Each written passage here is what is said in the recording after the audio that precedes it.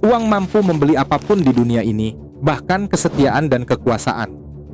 Kalimat ini mungkin terdengar sinis, tapi justru inilah realitas pahit di balik tumbangnya Nicolas Maduro. Dunia terkejut melihat betapa efektif dan mudahnya operasi itu berlangsung. Bagaimana mungkin seorang kepala negara yang dikelilingi ribuan personel militer bisa diseret keluar dari kamarnya hanya dalam hitungan menit tanpa ada perlawanan sama sekali. Apa yang terlihat mudah bagi Amerika Serikat sebenarnya tidak terjadi secara instan. Keberhasilan tersebut adalah puncak dari operasi intelijen yang sangat matang dan sistematis. Amerika tidak hanya melakukan serangan secara fisik, tapi mereka juga sedang memanen hasil dari infiltrasi, cipta kondisi dan penggalangan, hingga isolasi strategis yang sudah dipersiapkan dalam rentang waktu yang sangat lama. Jadi, jangan skip video ini dan tonton sampai selesai. Kita tidak akan bicara soal adu otot militer, tapi kita akan membedah lapisan demi lapisan operasi intelijen Amerika yang mampu mempreteli pertahanan Maduro satu persatu, serta bagaimana sebuah negara bisa lumpuh justru dari dalam sistemnya sendiri.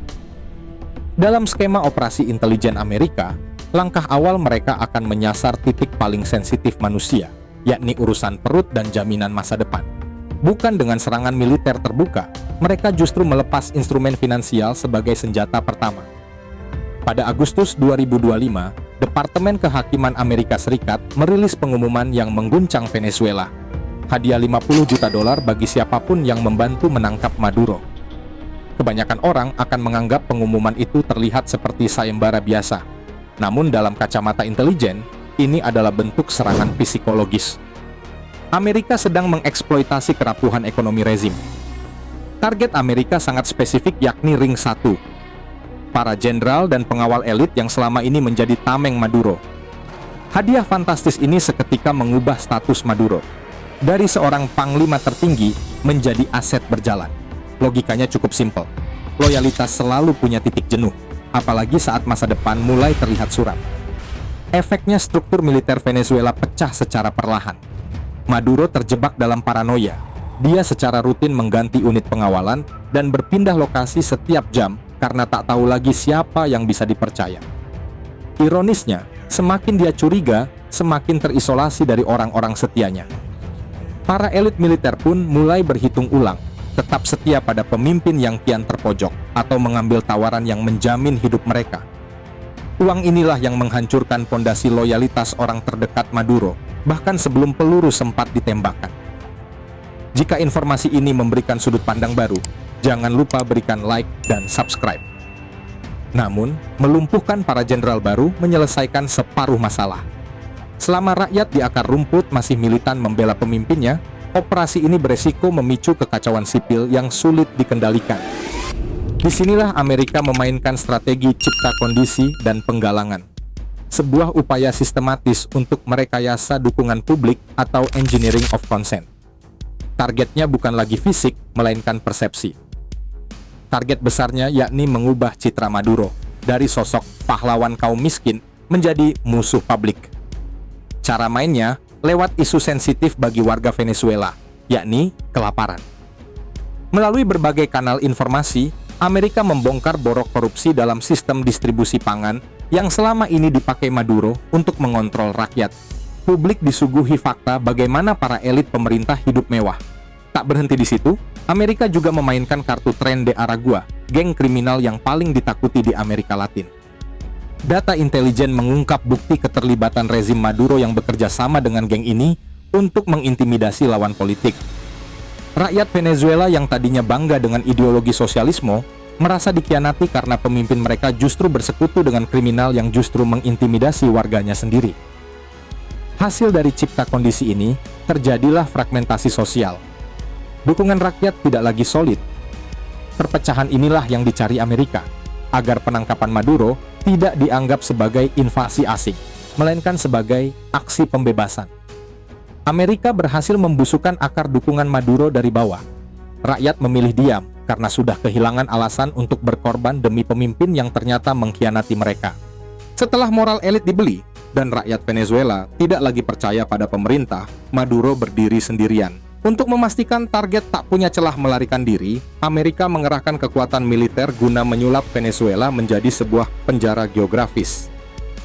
Langkah awalnya, Amerika meluncurkan Operation Southern Spear di perairan Karibia. Di bawah Komando Armada keempat, gugus tempur kapal induk USS Gerald R. Ford dikerahkan untuk melakukan blokade laut untuk menutup rapat semua opsi evakuasi Maduro ke negara sekutu. Pengepungan laut ini secara psikologis meruntuhkan nyali militer Venezuela.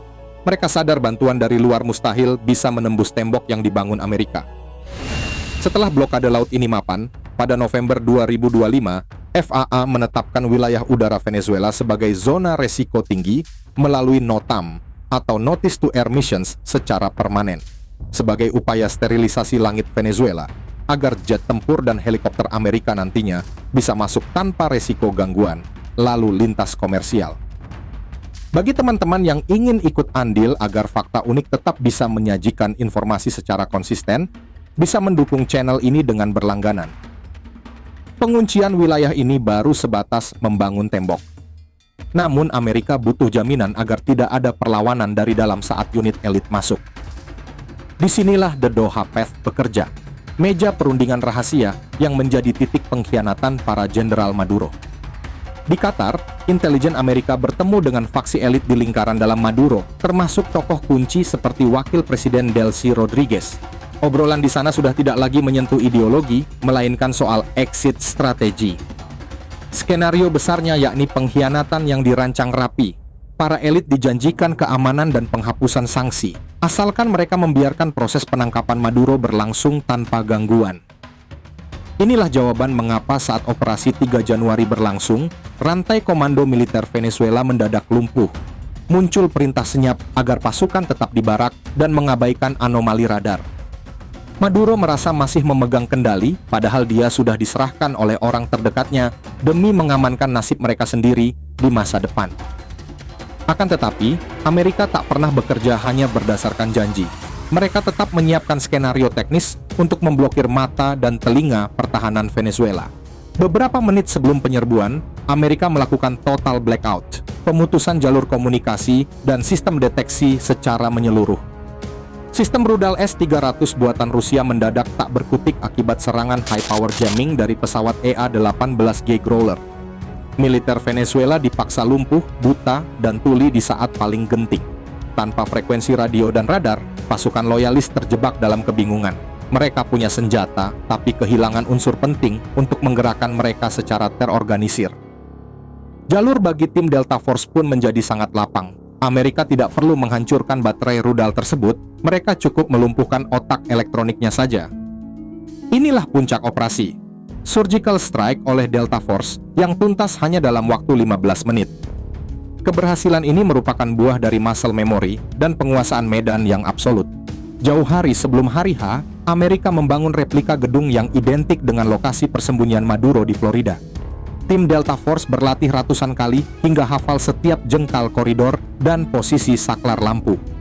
Menggunakan helikopter siluman, mereka mendarat tanpa terdeteksi. Sesuai kesepakatan di Doha, unit pengawal yang seharusnya melawan justru diam karena instruksi yang diberikan dari dalam. Dalam hitungan menit, Maduro diamankan tanpa ada baku tembak besar. Proses ini lebih menyerupai ekstraksi ketimbang sebuah invasi. Pasca ekstraksi, Amerika butuh legitimasi agar tidak dicap sebagai agresor. Mereka membungkus aksi tersebut sebagai operasi penegakan hukum. Landasan hukumnya yakni surat perintah tangkap atas dakwaan narkoterorisme. Selain itu, Amerika juga memanfaatkan mekanisme yurisdiksi ekstrateritorial. Mereka berargumen bahwa aktivitas kriminal yang dituduhkan kepada Maduro berdampak langsung pada keamanan dalam negeri Amerika Serikat.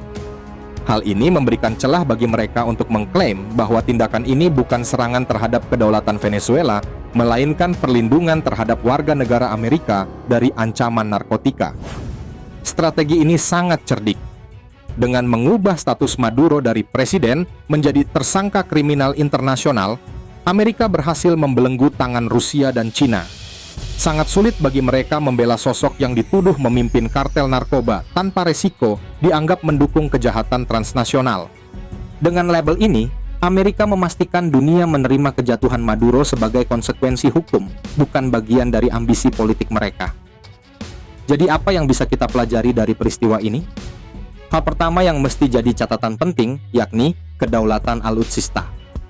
Kasus lumpuhnya pertahanan Venezuela membuktikan bahwa alutsista mahal sekalipun tak berguna jika sistem operasinya dikendalikan oleh pihak lain. Di sisi lain, poin penting juga terletak pada ketahanan ekonomi. Umpan finansial hanya akan dimakan oleh negara yang rakyatnya lapar. Menjaga kesejahteraan prajurit dan stabilitas pangan merupakan strategi pertahanan penting agar loyalitas bangsa tak punya label harga. Namun, yang tidak kalah pentingnya adalah menjaga persatuan di tingkat elit. Tragedi The Doha Pact menunjukkan bahwa pintu masuk paling mudah bagi intervensi asing adalah keretakan di antara para pemimpin. Ketika para elit baik dari politik maupun militer terjebak dalam fragmentasi atau faksi yang saling menjatuhkan, pihak luar akan sangat mudah melakukan infiltrasi. Di Indonesia, menjaga kekompakan nasional bukan hanya soal stabilitas politik, tapi soal menutup celah agar tidak ada pihak asing yang bisa menjalankan skenario tertentu untuk memecah belah bangsa. Terakhir, kemandirian teknologi pertahanan tidak bisa ditawar. Bergantung sepenuhnya pada alutsista buatan asing adalah resiko tinggi. Indonesia harus memperkuat industri pertahanan dalam negeri agar memiliki sistem yang kuncinya hanya kita yang pegang. Jangan sampai kedaulatan bisa dinegosiasikan oleh kepentingan asing. Tumbangnya Maduro menjadi pengingat tentang bagaimana wajah kekuasaan di era modern sebenarnya bekerja. Peristiwa ini membuktikan bahwa kedaulatan sebuah negara tidak lagi hanya diukur dari seberapa banyak jumlah personel militer, kapal perang, ataupun jet tempur. Kedaulatan yang sesungguhnya terletak pada integritas dan loyalitas, dan yang paling utama adalah kesejahteraan rakyatnya. Apa yang kita saksikan di Venezuela hanyalah puncak dari gunung es. Operasi penangkapan itu bisa terjadi karena Amerika Serikat sudah memenangkan pertempuran di ruang intelijen, di meja negosiasi Doha, dan di algoritma media sosial jauh hari sebelumnya. Maduro tidak jatuh karena pasukannya kehabisan peluru, tapi jatuh karena pondasi kekuasaannya sudah dieliminasi lapis demi lapis. Saat sistem diputus dan orang terdekat mulai menghitung harga sebuah kesetiaan, disitulah sebuah negara akan kehilangan taringnya. Dunia geopolitik berubah dengan sangat cepat. Pola operasi absolute resolve ini bisa saja menjadi standar baru dalam penyelesaian konflik di masa depan, di mana kekuatan uang dan teknologi mampu meruntuhkan pertahanan yang paling kokoh sekalipun. Pertanyaannya sekarang, apakah Indonesia sudah siap untuk membentengi kedaulatannya, atau justru sedang menunggu harga yang tepat untuk dikompromikan? Terima kasih sudah menyimak video ini sampai selesai. Menurut kalian, apakah pola operasi intelijen seperti ini akan kembali terulang di negara lain dalam waktu dekat? Tulis pendapat kalian di kolom komentar. Sampai jumpa.